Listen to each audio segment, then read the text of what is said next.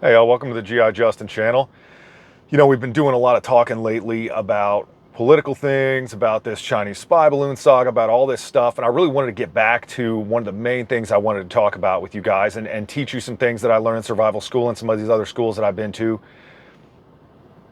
It's all about survival in a realistic way. It's not spending $100,000 on gear, and it's not on 200,000 rounds of ammo, which, hey, if you're going to shoot 200, shoot 200. That's cool. I dig that. Good training. But, it's all about having a realistic plan for taking care of you and your family. And we've talked about that quite a bit. And I kind of want to drill down to the most important part of that, in my opinion. And that is a realistic plan. Not, okay, cool, I'm going to spend 500 grand and I'm safe. Maybe not. All you are is out $500,000. So, I think the first way that you really can start focusing in on what your plan needs to be is asking yourself several questions. And these questions are very relevant to what we're going to do. So question number one, who are you going to prep for? Who are the people that you want to bring into your circle to take care of in the event of the unthinkable, whatever that may be? And how many of these people are there, including your animals you have in your house? You may just want to let them go. Sure, there's people who may roll like that. I don't think my little girls are going to let me just let our dogs go. So I got a plan for them. And that's number one.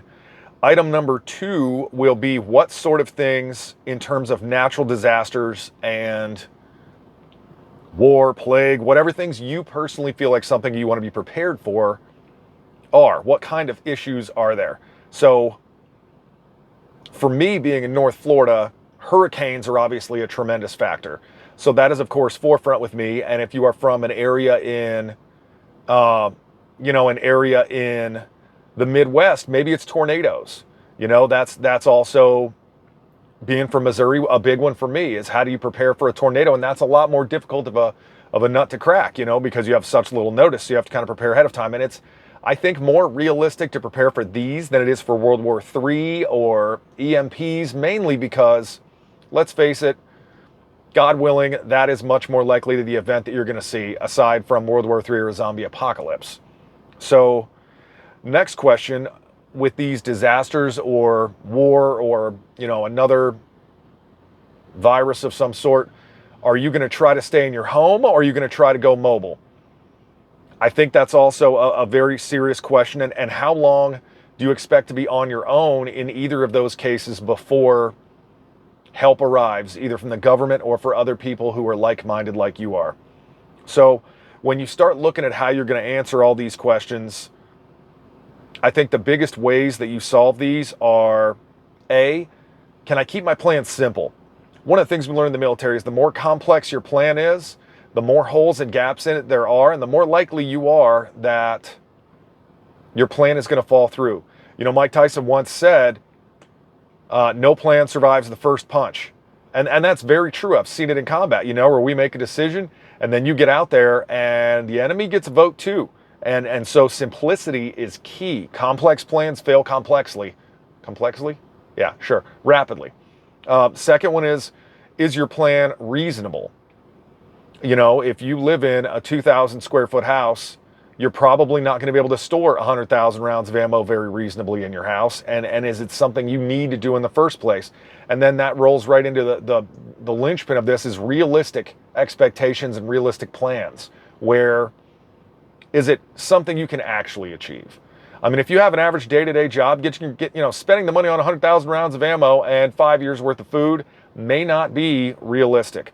So to solve these problems, once we've drilled down through all that, I think that the biggest thing is starting with what keeps you feeling comfortable and making the best decisions that you can. And in my opinion, you have to think about, a family of 5 like I have requires 35-ish gallons a week of water on average consumption to survive.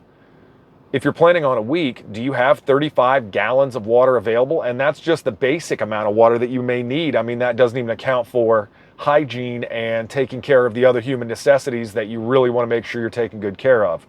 So, you know, I think it all drills back, like I said, to having about a week's worth of supplies handy, because 7 days is a pretty reasonable metric. You know, if you're going to be on your own much longer than that, you may have to start thinking about departing your hide site safety area and going mobile, and maybe seeing if you can manage to get your hands on some supplies, or getting to an area where living off the land, so to speak, is even feasible. And right in line with having that is something we've touched on before, and that's not just buying survival food, but buying food your family will eat. You know, if you've got kids, or you've got, you know, a spouse with, you know, a gluten allergy, whatever it may be, finding things that they're content to eat is really a big deal when it comes to that, and falls into that reasonable and realistic category. You know, you should be looking at these different foods and ensuring that you have everything that you need, both in terms of calories and also in terms of nutrients. You know, not just MREs and canned food. And every time you go to the grocery store, scoop up a couple of these things and make yourself just a tough box full of food. I mean, it doesn't take that long, where 1 or 2 extra cans per trip, you've got yourself a year's worth of food saved up.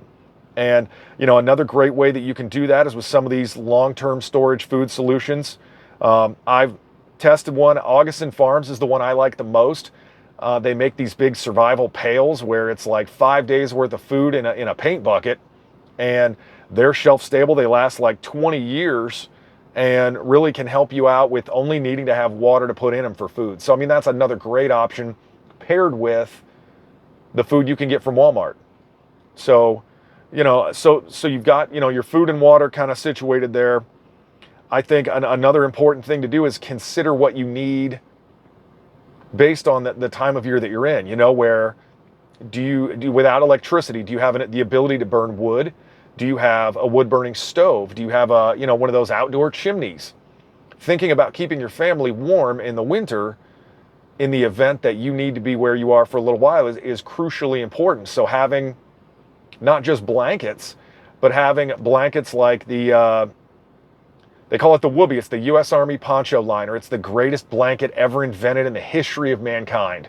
It's also keep you very warm, and it's also very thin and lightweight, so easy to roll and carry. So super important to have there. Another one is, if you know, I think it's kind of overlooked often, but having a basic toolkit, basic toolbox that goes with you in your survival kit. You know, nothing fancy. A hammer, a couple of screwdrivers, you know, a handsaw, and most definitely an entrenching tool, an e-tool from the Army. A great way to solve a lot of your problems, because it's a shovel, it's also an axe, it does 100 different things. It just doesn't have to be anything fancy, just a rudimentary kit. Spend $50 and put it in your stuff, because if you do have to leave and you're living in the woods, how are you going to solve all these problems? You know, and having that basic, you know, that basic toolkit really is a vital thing to do in my opinion, because if you have to go to the woods and you're going to be living in a hide site where you're using a lean-to or whatever you may be as your shelter, how are you going to cut trees down? What are you going to do that with? I mean, you can try using a big knife like a field knife or a pioneer knife, but you're just going to dull the knife out. It's going to take a long time. Having something that can help you with that is a great way to do it. So thinking about, you know, kind of changing gears a little bit, thinking about personal hygiene and how you're going to conduct it, keep your teeth, you know, taken care of, as well as handle the other human necessities and get them to where, you know, you can flush your toilets and at least get rid of waste, and where you can handle all of those problems. So, you know, we've got a video that I'll link in the survival videos playlist that I'm going to put up in the corner here. Backpacks, you know, you need to have backpacks that are planned based on your ability to move. I mean, if you're, you know, don't have an opportunity to work out a whole lot, and you are not in the best shape cardio-wise that you can possibly be in, perhaps a 50-pound backpack is not the option. So you have to drill that down to what specifically are you going to need to take, and what can you reasonably carry on your body.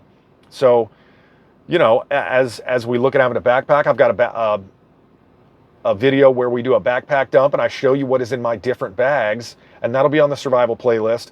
But, you know, consider if you've got to go mobile, having at least enough food and water on you for 48 hours worth of survival.